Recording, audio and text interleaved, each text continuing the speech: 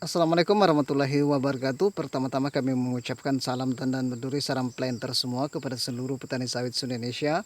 Semoga kita selalu diberikan kesehatan dan mudah-mudahan juga selalu diberikan rezeki berupa kelapa sawit yang berbuah melimpah. Amin. Oke kawan-kawan, di video kali ini kita coba mereview salah satu pembibitan kelapa sawit.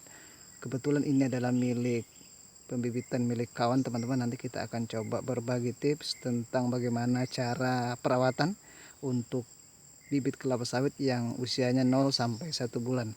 Oke, tapi sebelum itu silahkan dibantu dulu channel kami supaya lebih berkembang lagi dengan cara mengklik tombol subscribe.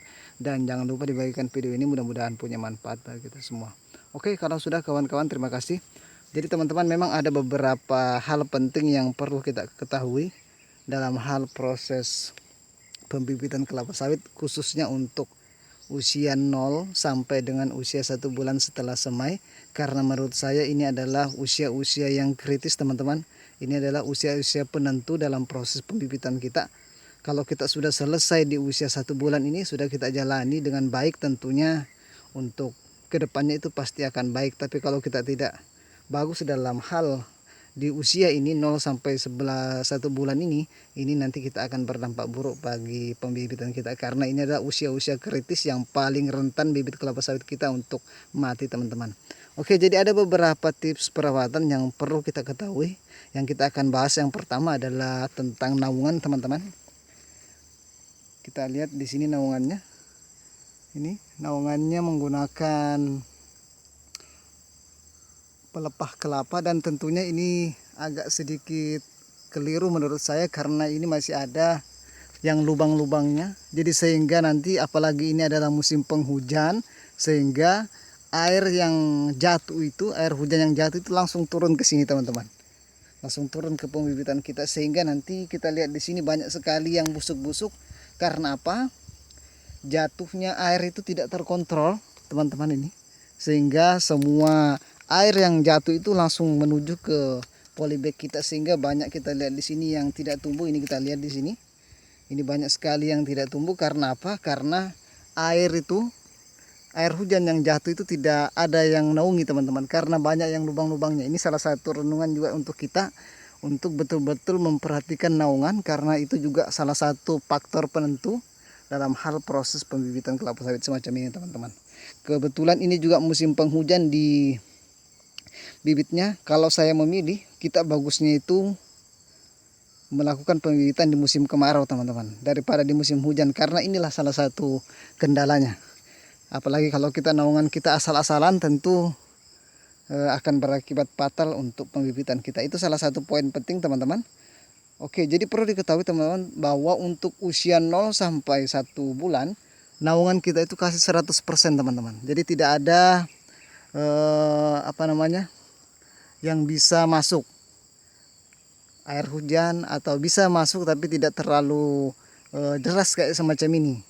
Kita lihat penampakannya, ini banyak sekali yang lubang-lubang. Itu salah satu faktor yang menyebabkan banyak sekali yang mati-mati teman-teman.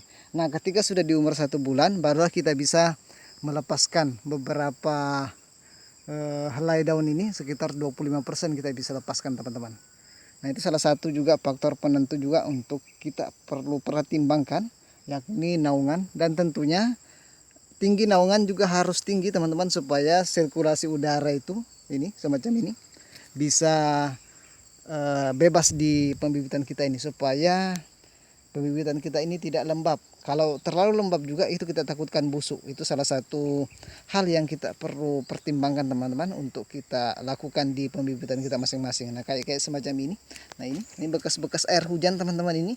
Nah, inilah yang menyebabkan banyak yang mati. Yang ini bekas-bekas air hujan karena tidak ada yang halangi di atas. Nah, itu salah satu faktor penentu juga keberhasilan kita dalam proses pembibitan kelapa sawit.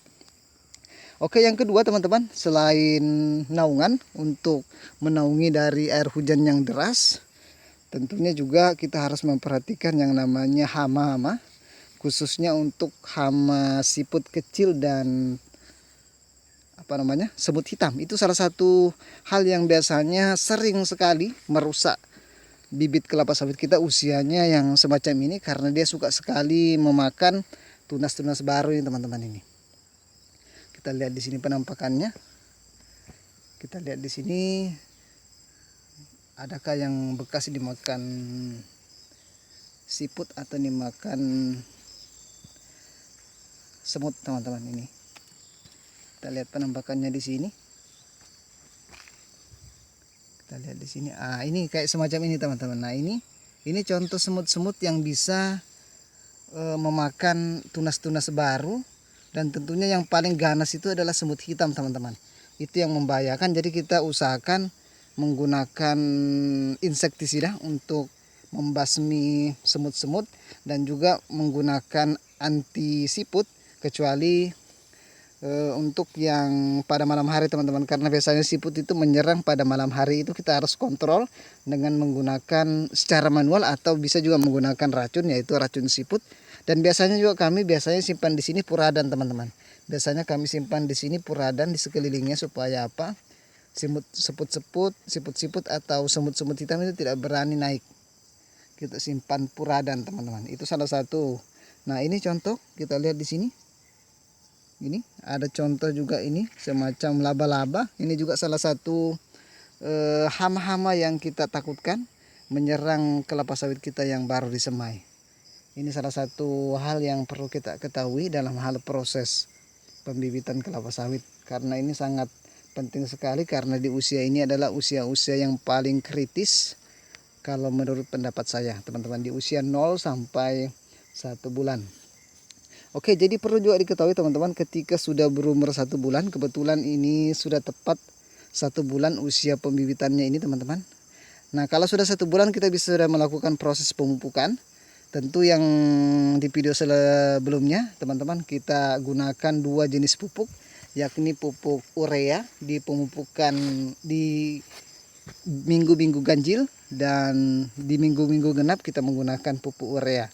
Nah, ini semacam ini teman-teman, ini ada lubang. Nah, ini semut-semut ini di sini. Nah, ini kita tak khawatirkan bisa memakan akar-akar baru yang di sini, dan tentunya juga bisa memakan tunas-tunas baru di pembibitan kelapa sawit kita. Ini yang kita takutkan, makanya kita betul-betul intensif dalam hal proses pemberantasan hama teman-teman.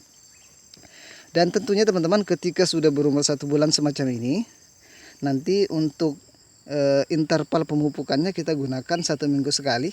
Jadi minggu pertama atau di minggu-minggu ganjil kita menggunakan urea yang dikocorkan, dan minggu-minggu genap atau di minggu kedua dan keempat kita menggunakan NPK yang kita kocorkan juga, atau kita larutkan dan kita kocorkan di sekeliling batang bibit kelapa sawit kita ini. Ini adalah beberapa tips teman-teman. Yang pertama tadi naungan, yang kedua tentu kita harus menjaga dari serangan hama, baik itu hama siput ataupun hama semut hitam, dan yang ketiga kita sudah melakukan proses pemupukan ketika di usia 1 bulan setelah semai, yakni di interval 1 minggu sekali, di mana untuk minggu-minggu ganjil kita menggunakan urea yang dilarutkan dan kita kocorkan, dan di minggu-minggu genap kita menggunakan pupuk NPK yang dicairkan atau dilarutkan. Oke, mungkin itu saya teman-teman sebagai sharing informasi kepada kita semua tentang bagaimana proses perawatan pembibitan kelapa sawit menurut pendapat saya. Assalamualaikum warahmatullahi wabarakatuh. Terima kasih.